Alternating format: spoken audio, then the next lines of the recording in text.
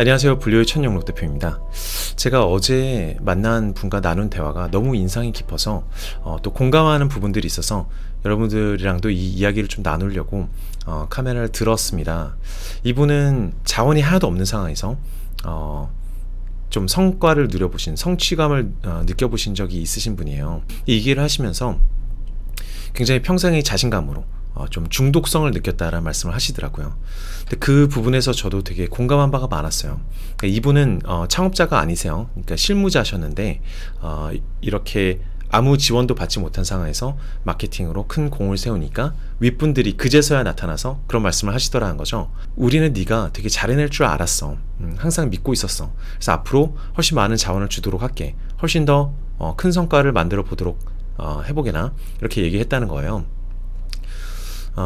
한편으로는 치사하죠. 이제 이루고 나서야 좀 지원을 해준다는 것이. 근데 저는 이 부분에 되게 공감을 많이 했어요. 저도 트레이더를 할 때 주니어 트레이더들이 굉장히 적은 자원으로 투자를 해서 살아남고 또 수익을 내야만 시니어가 될 수 있거든요. 그 조건 자체가 굉장히 불합리할 정도로 불리해요. 예컨대 우리가 첫 1억을 버는 것이 1억을 2억으로 불리는 것보다 훨씬 힘들잖아요. 그런 것과 좀 비슷한 상황인 것 같아요. 예컨대 시니어들은 10억을 가지고 1억을 벌어라, 2억을 벌어라, 이런 디맨드를, 요구를 받는다라면, 주니어들은 예컨대 이런 식이에요. 좀 과장을 보태자면 100만원 가지고 500만원 벌어봐라. 그러지 않으면 넌 잘린다. 왜냐? 네 밥값이 안 되니까. 이런 식으로 나오는 거예요. 그러니까 성공하기가 굉장히 힘들죠. 지금도 그렇게 생각하는데, 저도 시니어가 돼서 계속 이 문제를 지적했었어요. 주니어가 시니어가 되는 과정이 너무 어려우니까, 불필요하게 어렵다. 100명 중에 90명, 95명 정도가 잘려나갈 수준인데 꼭 그렇게까지 검증을 해야 되는가. 왜냐하면 시니어가 될 수 있게 만들어준 이후에 더 성장할 기회를 주는 것도 충분히 가능하잖아요. 그죠? 그런데 생각해보면 세상이 그렇지 않아요. 그죠? 주니어한테 혹은 자원이 없는 상황에서 그렇게 무리한 성과, 기적 같은 성과를 요구하는 이유도 다 있는 것 같아요. 그걸 넘어섰을 때 비로소 너는 프로다. 자원이 없어도 성공할 수 있으니까 훨씬 많은 자원을 부여받을 수 있는 권한을 얻었다. 일종의 자격증 같은 거죠. 치사하지만 이 자격을 얻으면 내 스스로도 평생 자신감을 느낄 수 있고, 나는 이 자원이 있어서 해낸 것이 아니야. 나는 금수저나 은수저이기 때문에 해낸 것이 아니야. 아무리 다시 맨 땅으로 돌아가더라도, 빈손으로 돌아가더라도 나는 언제든지 해낼 자신이 있어. 99%의 확률로 나는 다시 일어설 수 있는 기반이 되어 있어 라는 일종의 자격증이자 증표 같은 거라는 생각이 들어요. 물론 그 자격 요건이 너무 높으니까 치사하죠. 그죠? 근데 인생 만사 그런 것 같습니다. 특히 프로의 세계에서는 더더욱 그렇죠. 예를 들어서 승진으로 비유를 해볼게요. 대리나 과장 승진을 해야 되는 사람들은 분명히 이렇게 생각하고 있을 겁니다. 내가 지금은 대리, 연차가 쌓인 대리이지만 아직 과장 막내급의 실력을 갖지는 못했지만 과장을 시켜줘야 내가 과장으로서 승진할 거 아니냐.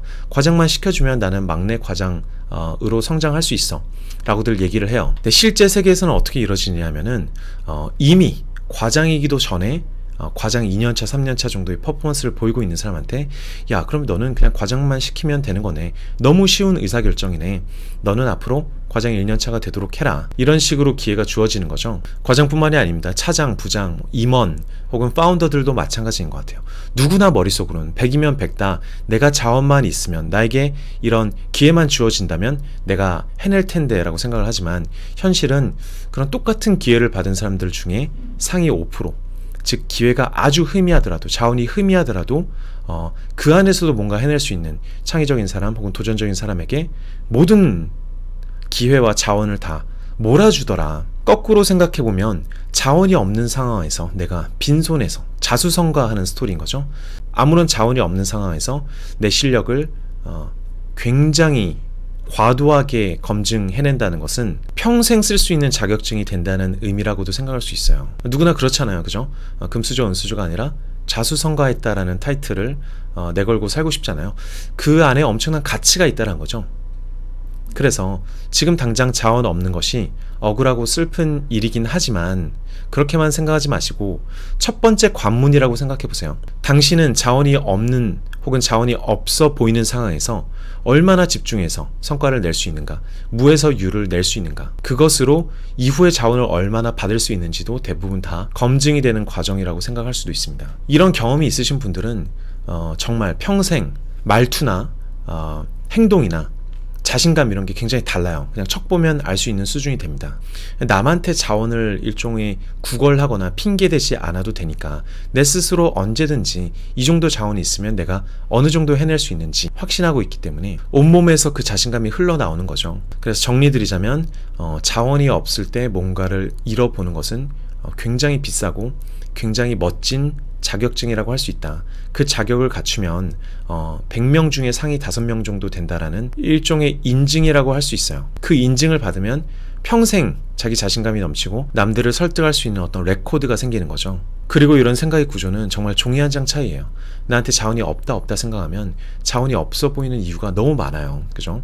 그래서 100명 중 95명은 이렇게 불리한 상황에서 내가 어떻게 해내겠냐, 나만이 아니라 아무도 해내지 못한다. 자, 95명이 실패했다라는 얘기를 하게 되는 것이고요. 그리고 그게 정당한 얘기이기도 하고요. 다만 자본주의의 어떤 룰을 이해한 사람들은 100명을 데려다 놓고 1, 2, 3, 4, 5등에게 상을 주겠다. 그렇다면 나는 그 상을 따봐야지 라는 식으로 좀 능동적으로 진취적으로 생각하게 된다는 겁니다. 자, 마지막으로 자수성가한 사람들이 아니라 처음부터 자원을 많이 가지고 시작한 사람들은 지금 얼마나 성공했건 간에 그런 가능성이 항상 남아있어요.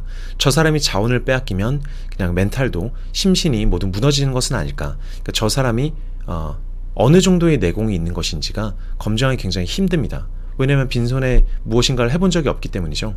또 달리 얘기하면 세상에 진짜 빈손인 사람은 없어요. 그러니까 돈이나 이런 진짜 자원은, 유형의 자원은 없을 수는 있지만 다 무형의 무엇인가가 있다란 말이죠. 그 무형의 자원들을 어떻게 엮어 써내는지, 그 창의성이나 그 진취성, 그 기세 같은 걸 세상이 보려고 한다는 이야기입니다. 그러니까 오늘도 여러분 주위에 어떤 숨겨진 자원들이 있는지를 한번 살펴보고 내가 그걸 엮어서 부족한 자원 속에서 뭔가를 더 크게 증명해 볼 수 있는 기회는 없느냐, 한 번쯤 생각해 볼 일인 것 같습니다. 감사합니다.